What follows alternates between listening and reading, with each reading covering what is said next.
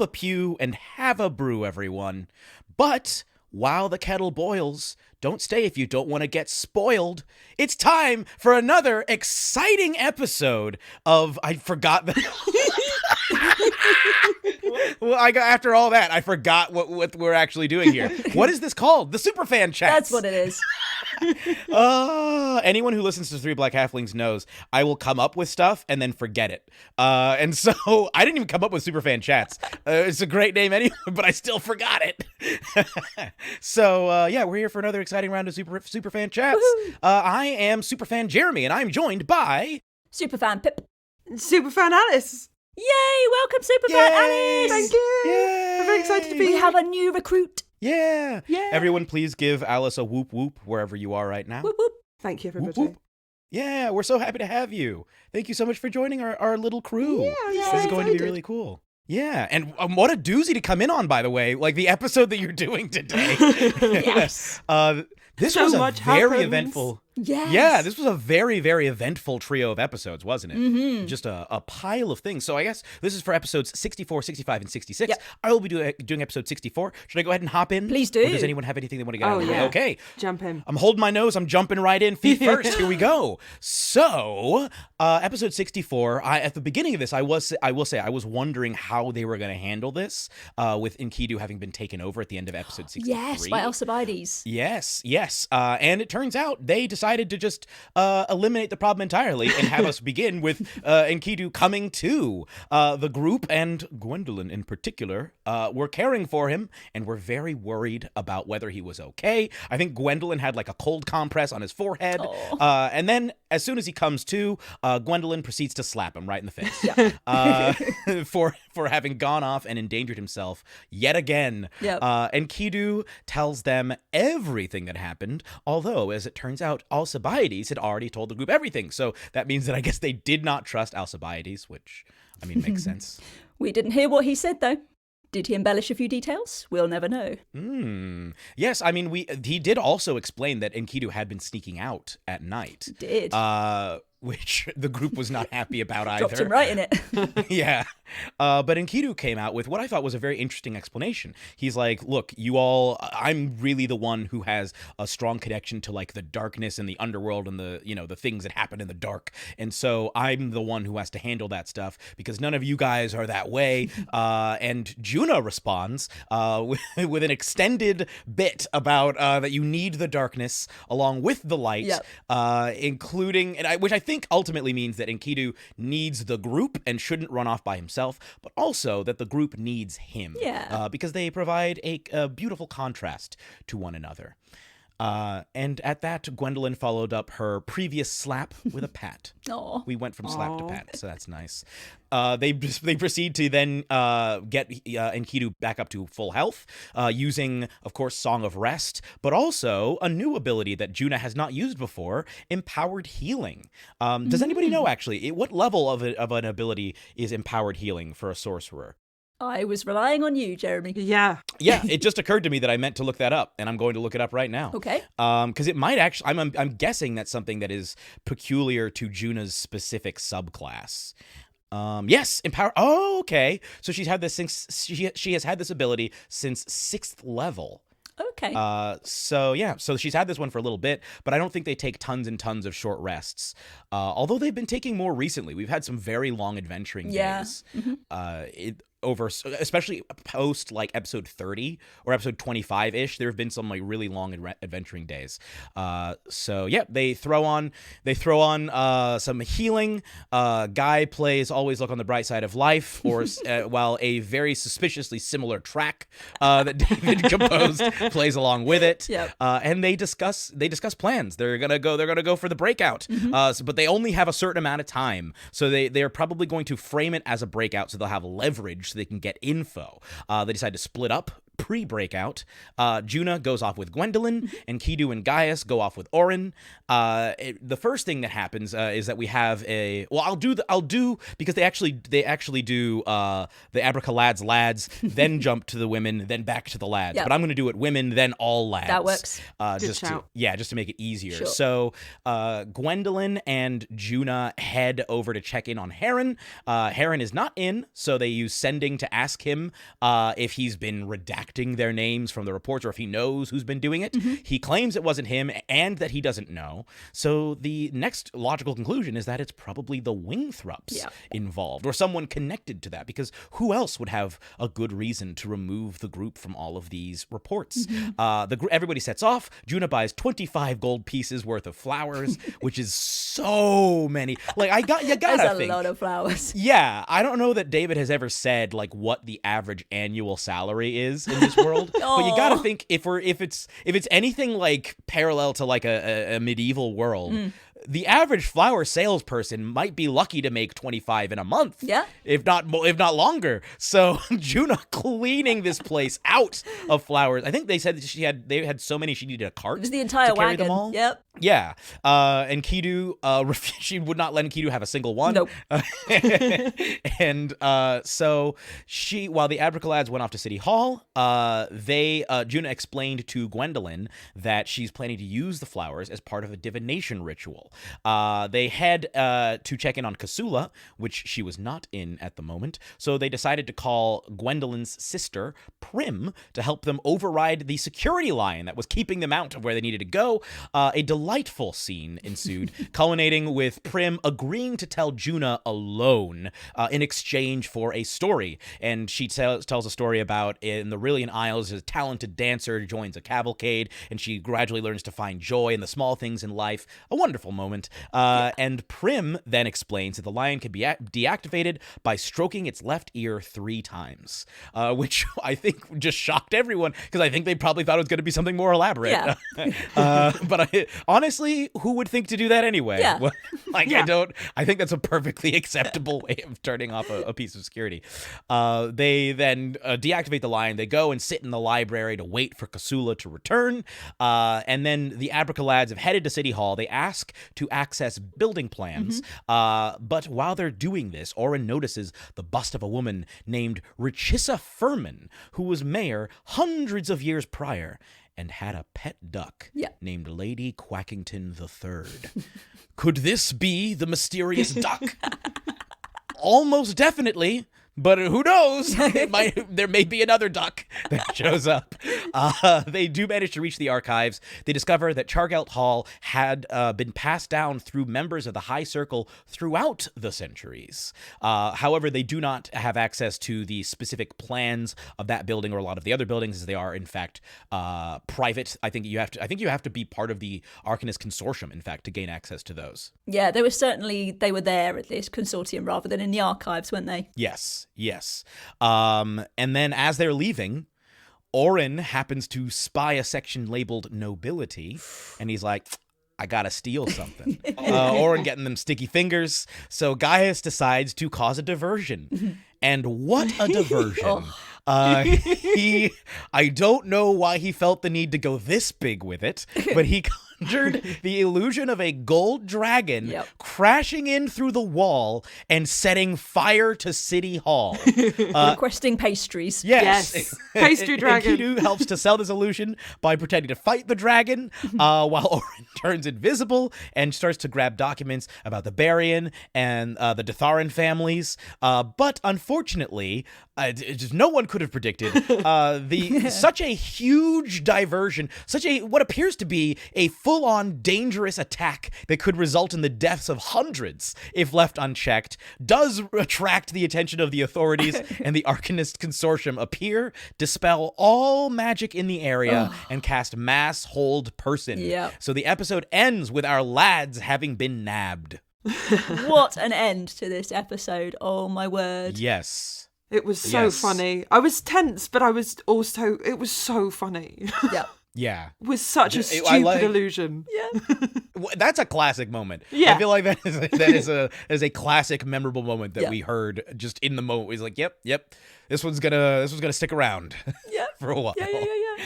Oh my word. And I feel, do you know what? It could have gone so differently. If Gaius had decided to stay with Gwen and Juna instead, it probably would have been fine. Yeah. Yeah. You know? Yeah. Like, he probably wouldn't have summoned a dragon. No. Honestly, he could have just started playing a song. He could have just been like, there's so many other things. He could have tripped over something and run like one of those grifter schemes where he pretends to be injured and threatens to sue. And so like all the staff are having to help him out. Like there's all these different things. But he decides to go big or go home. Yeah. And it turns out he went too big and now can't go home. Yes. A wonderful episode. I really like how most of the episode it starts with a lot of tension, which it then sort of eases, and then we have just a lot of nice, delightful classic D&D moments, culminating with a very classic D&D moment that spins completely out of hand, and ends up being a wonderful capper for this episode. I very much enjoyed this one. It's a really good one. Yeah. Do we have anything more to say about episode 64? Any more thoughts about maybe the Wingthrups being the ones who are redacting the names, or any other information that we tried, perhaps the fact that Chargalt Hall has been passed down specifically through members of the High Circle, anything like that? There was a lot of info. Yes. Do you reckon that Chargalt Hall might hold one of the mirrors or the windows that we saw like in Crowl's? Oh, that's a good thought. Mm-hmm. Someone there. Oh, yeah. it could well be. That would be.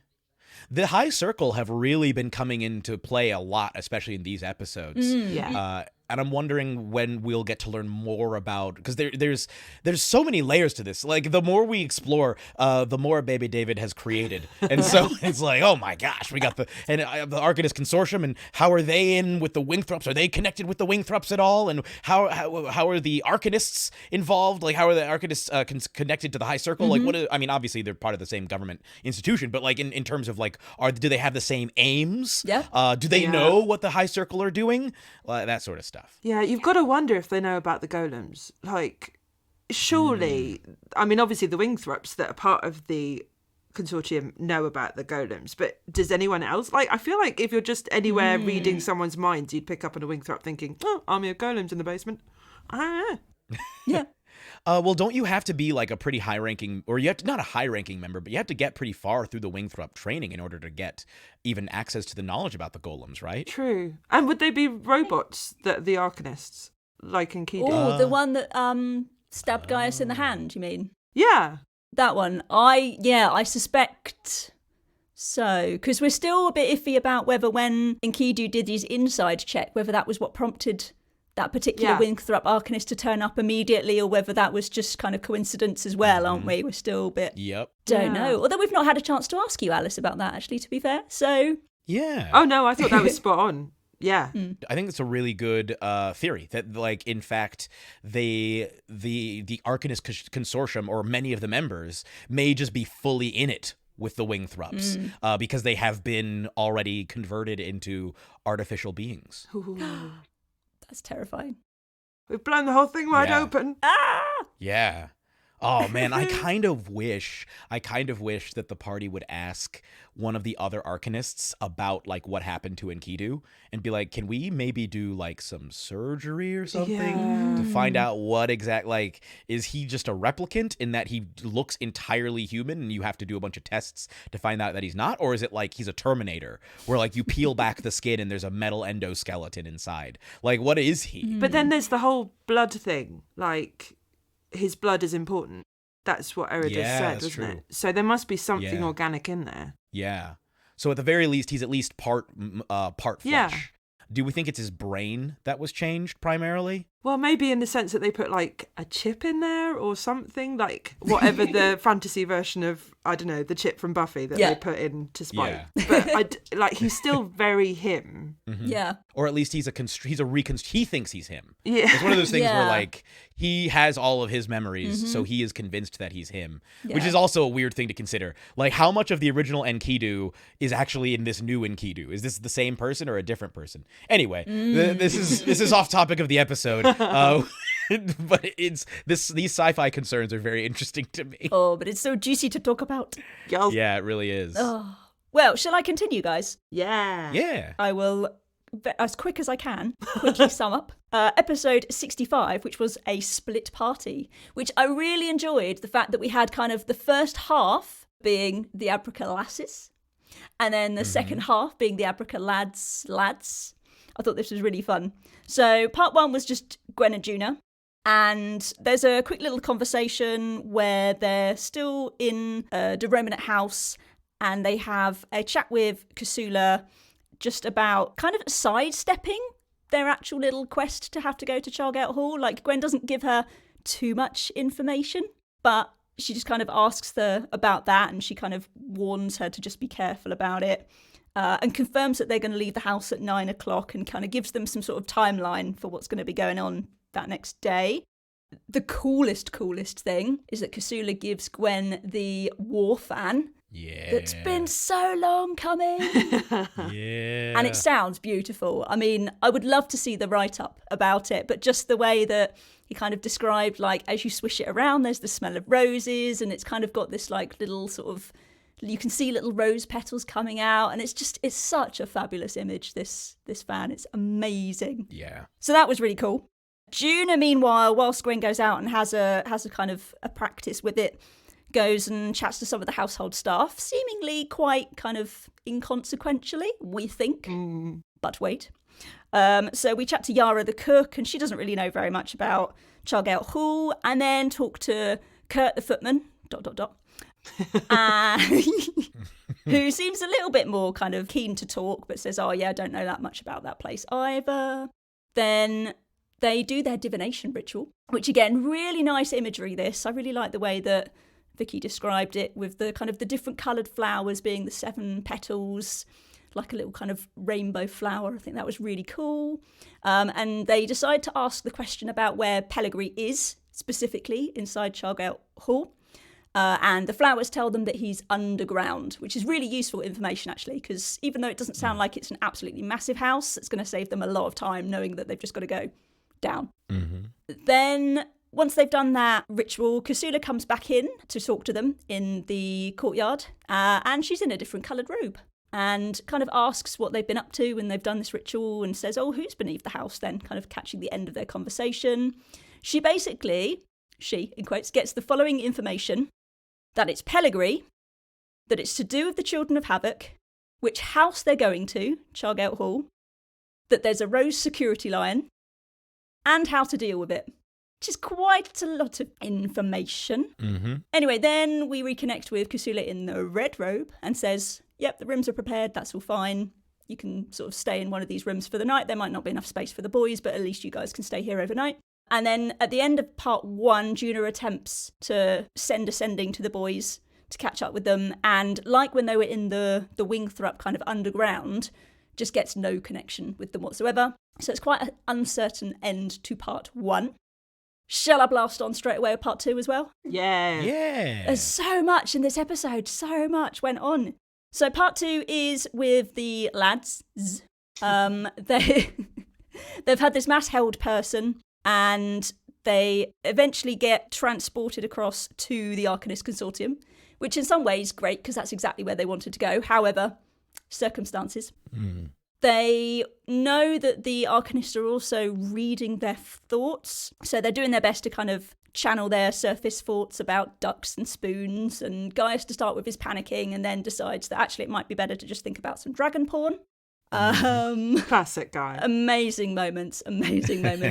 They get taken into some holding pens, and they have to put all their belongings into the chest. I really like the detail on this kind of explanation about how exactly they're arrested and how it all works and stuff. I think it's quite interesting. Cool. It sort of tells you a lot about the Arcanists, actually. And yeah, the 3 of them are desperately trying to find ways to kind of circumvent David's planning. And, you know, Ben takes the icebreaker's knife and tries to hold it and hide it inside Orin's leg brace. And he's like, no. And then obviously submits that. And David's like, nope. And he's like, what have I got? And he's got the homeward door key around his neck. Hasn't even thought about that, but David's planned for that as well. Anyway, they end up in these pens for about 6 hours overall. various other things they try, which actually, given that I'm not huge up on gameplay, Jeremy, you might be able to give me more information if I've misunderstood various bits of it. Enkidu tries to summon his pack weapon, but nothing happens because there's just, a dispel. What do they call it? Is it just a dispel magic field, or? Yeah, it appears to be, rather than, I think they were calling it an anti-magic field, but the way that David was describing it almost sounded like it was detecting the magic and then preventing it, rather than just like, no magic can happen, based on the way that he was, because he was like, oh yeah, no, it would detect that and then like stop it. It may have just been a semantics thing, but it sounded like it was perhaps a more complicated mechanism than just like, no magic. It was like, magic? Stop. Yes. Orin tries to do an infuse item on a toilet handle as well. I don't think much comes of that in the end. He succeeds, but he doesn't use it. Yeah. And Enkidu snaps a bit of the wood off of the bed and then uses his own blood to try and engrave the Wingthrup sigil as well. And I don't think, again, much comes of him doing that because the magic won't work inside the cell. But anyway, they have a good go at trying to just see what they can get away with whilst they're waiting. Out of the three of them, Orin is collected first, and he's led into a room where Clayne Eovet is inside, who casts a pretend zone of truth. Basically, the fact that Orin pocketed those government documents was a bit of an issue because obviously when they took his bag, they found them. Then they have a bit of a chat about how to get past this, and he agrees to let Eovet basically falsely implant a memory or to change his memories to make it look like he was innocent after all. Then Gaius goes in next. They know he's responsible for the dragon, so that's a bit of a problem, and that they need to come up with a suitable punishment so that they can kind of maintain their cover. His choices are either an inhibitor hex for 24 hours or a kind of magical shock collar. So he chooses the shock collar.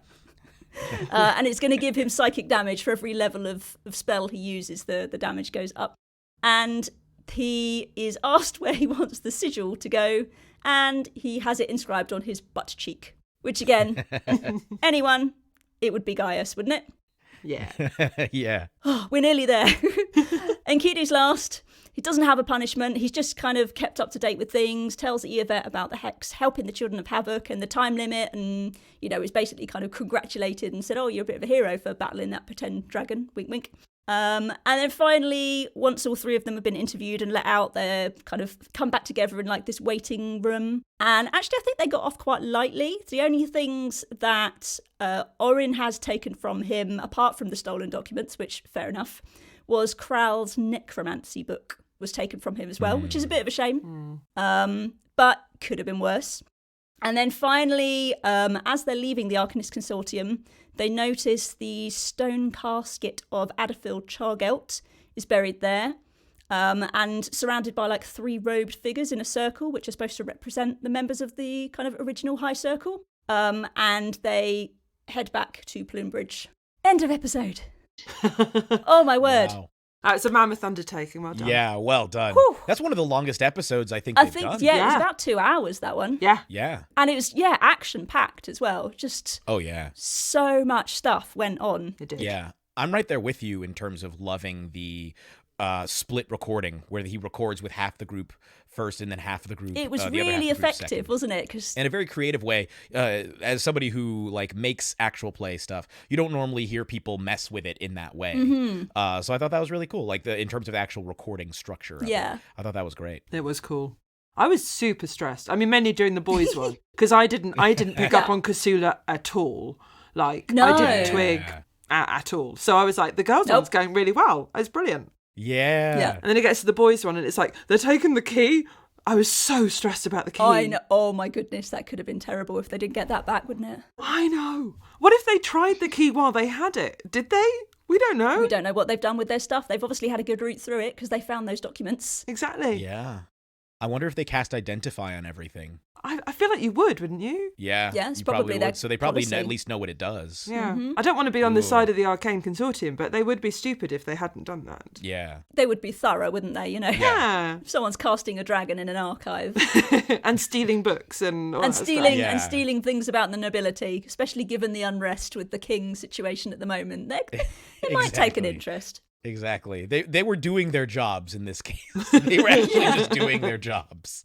Because after the assassination attempt, like 1 day before, or 2 days, 1 or 2 days before, now there is a faked dragon attack at City Hall. like that, we gotta look into this.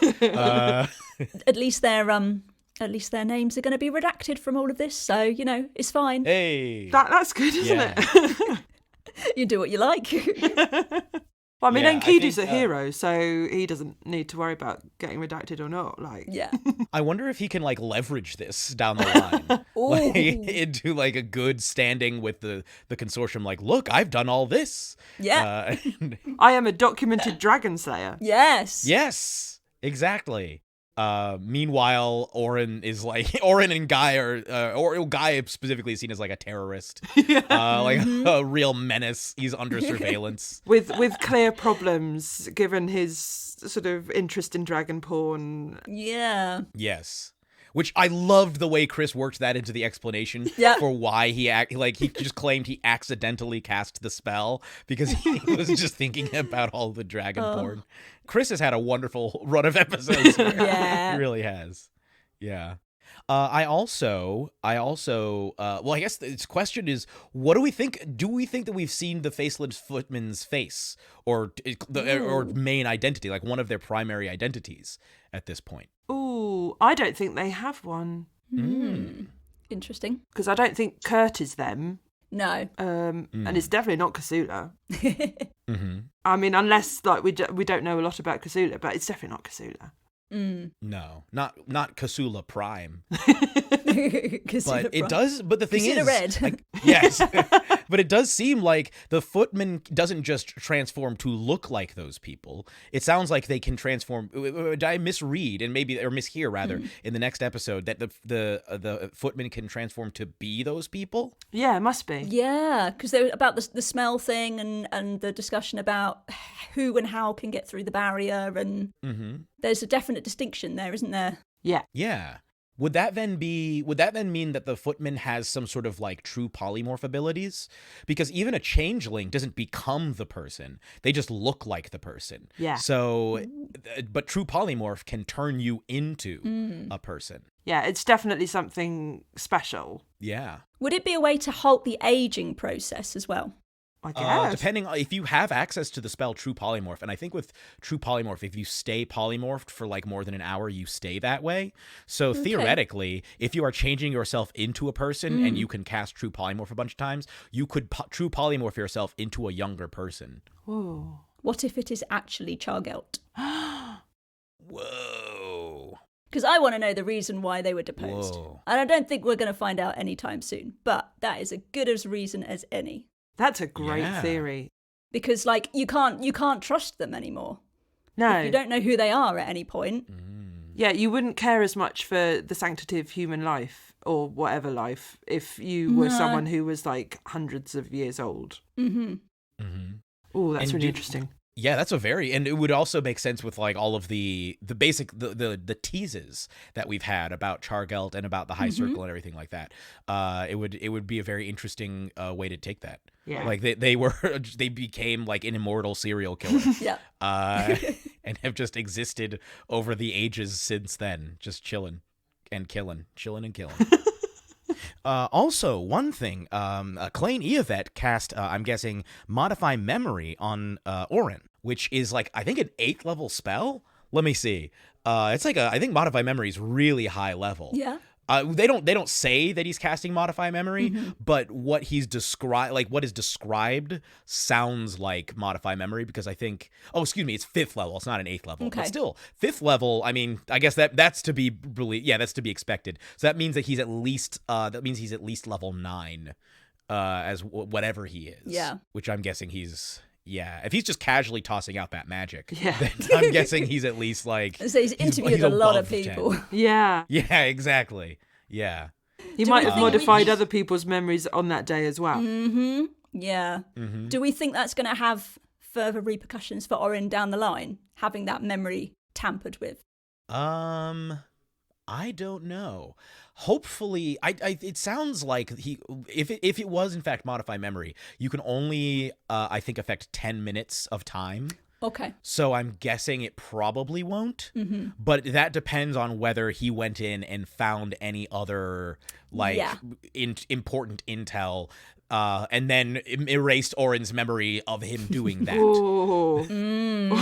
Like that'd be real sneaky. I like it. I guess this comes back to whether we trust Claney Yvette full stop or not, really, isn't it? It's that question again. Yeah. It's such a web. It's such a web of mysteries. Oh, so many layers and different questions and so much intrigue. I can't wait for us to eventually have a conversation with one person who just comes clean about a bunch of it. It's like, look, here's what the Arcanists are doing. Here's where we're coming from. And I don't know what the circumstances would be. Yeah. They're like, I'm just gonna explain my whole part of the plot. Yeah. I still don't know about the footman thing. That's weird. I don't know what the faceless footman thing, and I don't really know what's going on with any of the other factions, but I can tell you this. Yeah. And this is how many people know about the robots. Maybe that's why they need the golem army, because that's the only way they can take the faceless footman down. Oh my goodness. That's terrifying. If the faceless footman was that powerful, my question becomes, why are you limiting yourself to just like murders? Why have you not retaken the kingdom at this point? Maybe that's in their plan. Oh. Jump in as Prevost or someone. Yeah. It's sort of like how people think that there one fringe theory for Jack the Ripper is that he was a member of like the aristocracy or even the royal family. Okay. It's like that, almost a play on that, where like he used to be a member of he used to literally be a leader and then was deposed and then has continued to be Mr. Ripper and is wanting to get back and reclaim. Wow.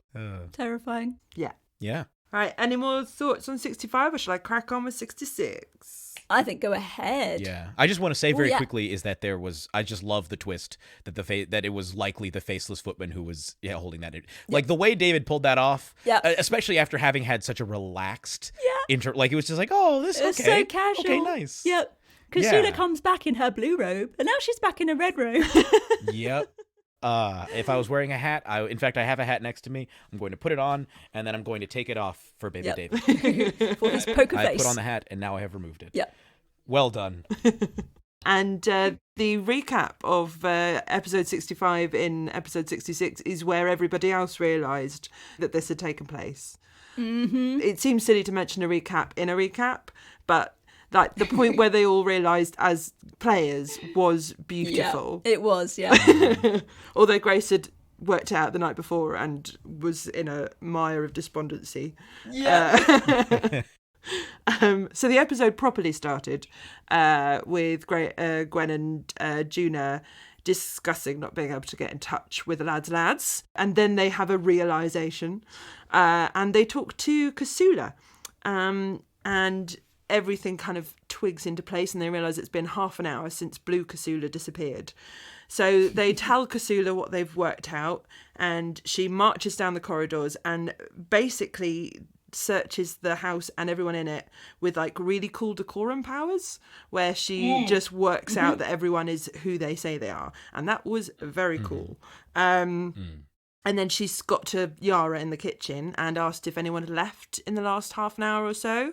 And that's when Kurt came up because the most surprising thing was that he was there on his day off. He'd left half an hour ago and he was a footman. So they look for tracks and they find the blue robe that the fake Kasula was wearing. So they decide to use this information and change Ruana into a bloodhound. And that what we were just talking about with the smell came up, where the smell was mainly Kasula's, but there was some strange little scent that had wandered off and disappeared down the street. And then they start setting security around the house, which is quite sensible and comes into play later. So before they have a long rest, everybody has a long rest. Juna tattoos Gwendolyn with a spell slot for Cure Wounds, which might come in handy in the next episode, hopefully. Now we go back to the lads, and they're heading back to the Romanet house because they figure out that that's where Gwen and Juna are. But on the way, they decide to scope out Chargate Hall, and they look for hiding spots and to see if there's any foot traffic, although it's like 5 a.m, so not many, but some people. And they figure out all the different things, like the magical archway and the lion. And they talk a bit about whether the lion goes underground in the way that the dragon did, whether it's like a portal as well as a guard. So that's possibly something. And then they pop into a pastry shop, and it is expensive. And then they finally get back to the stables about 6:30 in the morning, and that's when they get tripped up by some traps set by Kasula and Gwendolyn. So they reunite as Enkidu is having his ankle twisted by some tripwires. That was exciting. And then they have to be tested because they might be evil and or the faceless football. Footman. Faceless football. Faceless football. I think that's most footballs, really. Yeah. They don't normally come with the faces already drawn on. So they go inside and catch up, and they list all the things that the faceless footman knows, and they make a plan for going in. A lot of this episode was making a plan and listing things.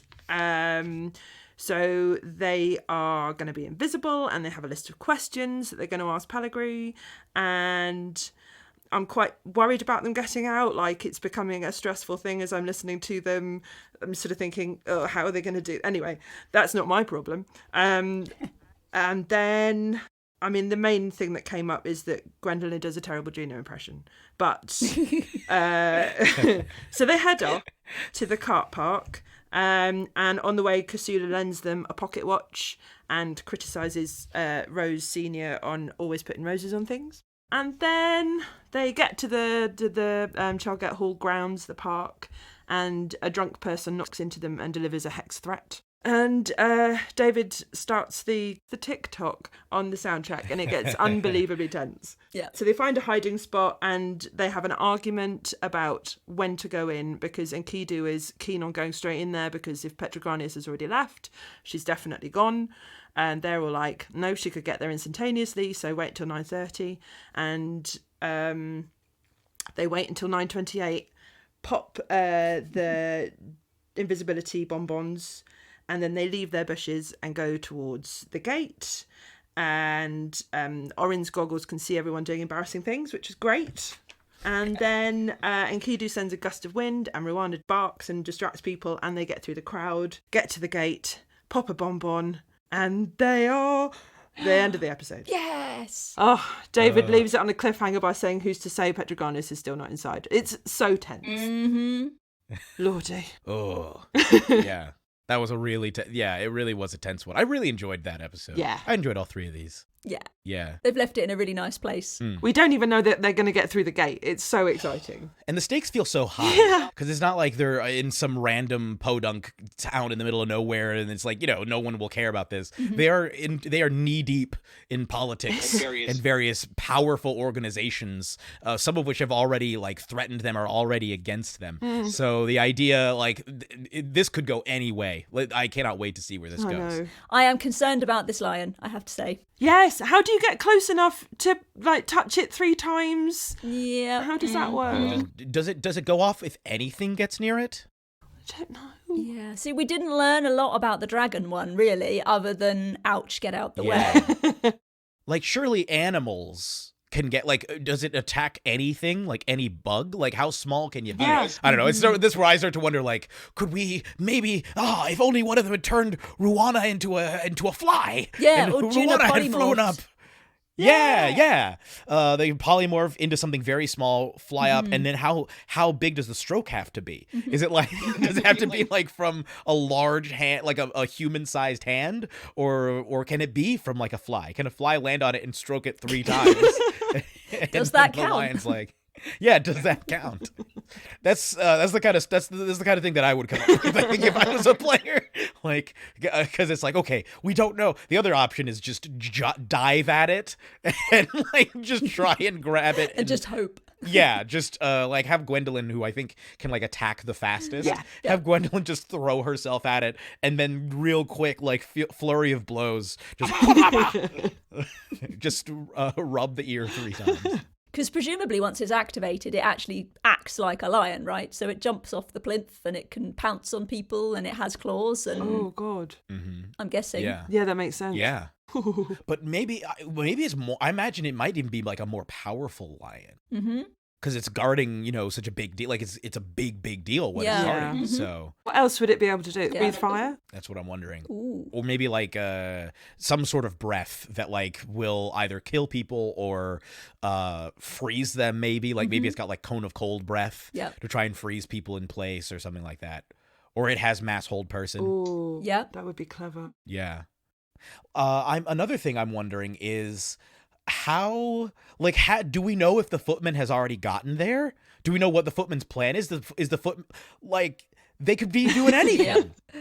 I mean, who's to say they didn't go straight there? Kurt, Yeah. Exactly. Kurt, in quotes, left, chucked the robe. Okay, I'm someone else. I'm going straight into Chargout Hall and I've got Petroganius and she's not at home because he's abducted her. Yeah. Or murdered her. Yeah. Or murdered her. Yeah. Just to be clear, we have not ruled out the footman being a doppelganger, right? I don't think so. Because if you're not familiar, doppelgangers are D&D monsters that can transform into people, but they can also read people's minds in order to help them transform into them more easily. And so it's one of the, if in fact, or rather in order to help them impersonate someone more easily. So if the doppelganger witnessed somebody outside, maybe snuck up on a guard, knocked them unconscious because they get extra bonuses for sneak attacks, doppelgangers do, and then proceeded to impersonate the guard, they could read the guard's mind, then go and read the rest of the guard's minds, and they, for all we know, they've already gotten in. And the thing is, if they're a doppelganger, they don't even need to abduct anybody. They would just need to ask them the questions. And if the person thinks of the answers, then they get what they want. Yeah, that's scary. That's really scary. Yeah, this feels like an episode full of, I don't know, this feels like a trio of episodes that are full of questions and intrigue. Yep. And it has just been, it's like each episode has just been ratcheting up tension. Because we got the task a few episodes ago. Yep. So now we've just been building up to this task. And as more elements get introduced and more mysteries get piled on top of each other, it really feels like it's that anything like can happen. 4 episodes just on the preparation for this task. Oh. Yeah, maybe more. Because didn't maybe 5? Or did Enkidu get abducted at the end of the episode where they received the mission, or was that Oh an no, I episode think you're later? right. It has been 5. Yeah, like, and it's not like nothing has happened in these episodes. A whole lot has, but this has just been looming over the whole thing during that period. So all the stuff like, you better get out of the city, or we're gonna kill you one by one, or like, you all are getting arrested. And it's like, oh my gosh, and the footman's here. What? Like, just one thing after another. And, yeah, all. And now it's come down to, this. you have 10 minutes to complete this mission. Yeah. Yeah, like, oh. I love. Can I also the idea of an invisibility bonbon and like non-detection bonbons? What? Oh yeah, have you eaten your invisibility bonbon? Yeah. It's such a silly sentence. Again, hats off to David. For that one. That's just a great idea. It's delightful. I mean, it's a much more light-hearted way of having like, here's a red pill and here's a blue pill. Yeah. Definitely. Zaravir Tarek is Morpheus. Yeah. Yeah, I think Matrix would have held less weight if it had been red bonbon and blue bonbon. Yeah. There's a lightheartedness to it. Yeah. He opens his hands, which had already been like very, like they had barely been able to contain the bonbons, and he just exposes them. I just want to go to the bit of the Arcanist Consortium where they've just got like arcane pick-a-mix. I just want to know what else they've got. Yes. Yeah, the arcane chefs. Yeah. Like, I'm imagining it like some sort of like a factory for like a really big company that's formulating, like Willy Wonka. Yeah. Back there, just formulating all sorts of new magical foods that will only be given to members of the Arcanist Consortium. But here's something else I wondered: is do they keep tabs on how many go in and out of there? Because they took 6, right, and they gave them to the party. Is there some kind of inventory that 6 of them are now missing? I reckon if he signs it out and does sort of like, I feel like it would be quite officially done. So it'd be like an expense form. So he'd have to like say what he was taking and what he was using. I guess so. Yeah. But you think there would be a limit on how many one person could take out at once to kind of avoid this kind of third-party contract situation? Don't think you need 6 at once. Yeah. Yeah. That is kind of ominous. Like, because he took 6 of each, 6 right? of each. Yeah. So like that's a big pile of bonbons that he's checking out. And these things, you got to think these things aren't cheap to make. No. So I'm with you, Pip. He probably did. There was probably some process whereby he had to check them out formally. And I agree with you, Alice, where he probably just lied. Oh, yeah. Although, do you think that he checked them all out under his name? Or do you think it's like maybe he has a person on the inside and he just slipped them some gold and they basically distributed the bonbon checkouts amongst a number of high-ranking arcanists. Just sort of like, one bonbon here or there. Sort of like if you've ever seen Office Space.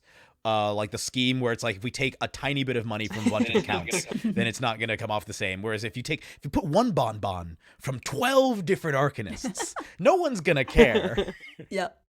Should we come up with some final thoughts on this trio of episodes? Are you asking for a favourite moment? Favorite moment, and maybe should we introduce, in addition to favorite moments, like biggest question? Because I think as the series has gone on, the questions have grown. Like, what's your favorite moment, and what's your biggest question from this set of episodes? I'll go first. Yeah, go for it. My favorite moment, I think, is the realization of the footman. As Gwen was explaining it, or rather Grace was explaining it to everyone, I think when everyone is like, I was not expecting. I almost felt like the faceless footman was going to be like the Scranton Strangler, in that it just doesn't really come back. Yeah. Like it's just, a thing that was like, oh, wow, remember that? That was wild. Or the ass crack bandit, where we just never really find out who it was. But then it's like, oh no, not only is it back, we may have just met them. This is wild. I absolutely loved that. And in the way that it just completely reframes everything that they're trying to do. It's like all of our cover has been blown. We don't know by who. And our enemy could be anyone at anywhere at any time. I loved that. That's my favorite moment. And I think my biggest question is, what is the deal with the high circle? Like, what is the significance of the insignia that we're seeing, and also them like them crowding around the body? Like, what is the significance of that? Why would there be a statue?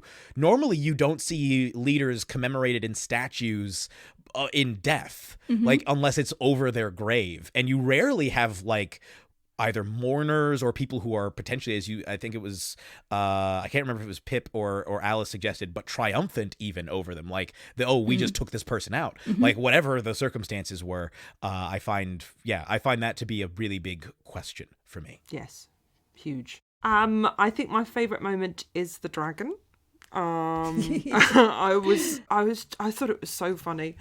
And the fact that it wanted pastries is obviously top 10 guy moments. Biggest question, I feel like it's about the Faceless Footmen and who they are, whether they are part of the Children of Havoc or whether they are, like now, I'm thinking it's probably Chargout because that's an amazing theory. So just who is this person and why are they so important, I think is really interesting. Nice. I'm deciding between 2 favourite moments. I think you can have 2. Can I have 2? Yeah. Okay. It's the holidays. Go ahead and have 2. Two small ones. 2 small light-hearted ones. Small light-hearted one, number 1, is Grace and Gwendolyn's absolute glee at getting the war fan. Yes. Because that was brilliant, and I love it.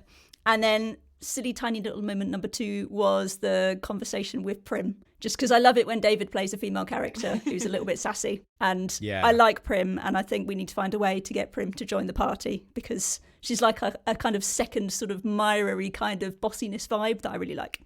So those are my favourite moments. My question, I think I've learned sometimes we need to look with this podcast at where we aren't looking. So my question is about what on earth is Heron up to? Where has he gone that he hasn't told Nurum, even though that seems to be quite normal that he doesn't tell Nurum where he's going? Because I'm still not sure which side of the fence I'm sitting, whether I trust Zeravir and Iavet or whether we trust Heron and Kierda. And I think whilst the focus is on everything that we're doing with the Arcanist Consortium and things like that, I think we also need to be remembering that there's another dude who sent us on a mission first that's got us to where we are, and we should maybe be keeping tabs on him as well. That's my question. Yeah. Wow. I think all of these were great choices. As soon as you mentioned the dragon, I was like, yeah, it's a classic. Yep. And then the conversation with Prim, I'm like, oh yes, delectable moments. There's so many good moments. It's so hard to choose them. Yeah. Just like so many bonbons. Yep. Just tumbling down. Great moments. All the flavours. Before we wrap up, do either of you have anything that you would like to plug quickly? Oh, well, Alice, you're the new Superfan. Do you have anything? No, I was just in a show, but we finished on Christmas Eve, so I'm not in anything at the moment. Oh, I hope it went really well. What show was it? It did. It was Mrs. Scrooge. Thank you very much. Oh, how exciting. Oh, that's really cool. Yeah, produced by lovely Sarah Gain, who's Deacon. Oh, Yeah. shout out to Sarah. Sarah Gain. Yeah, that's. I kind of want to ask now. Like, this was like a gender bent Christmas Carol. Sort of, yes. But it was about someone who was sad and just needed to be shown some kindness rather than someone who needed to be shown the error of their ways. Oh, okay. Well, that's really cool. Yeah. Man, I wish I'd seen that now. Well, with that, should we go ahead and close it out? Let's do that. Yeah. All right. Do we just say a non for now, or do I give it a 1, 2, 3? We can do a 1, 2, 3. 1, 2, 3. A non for now.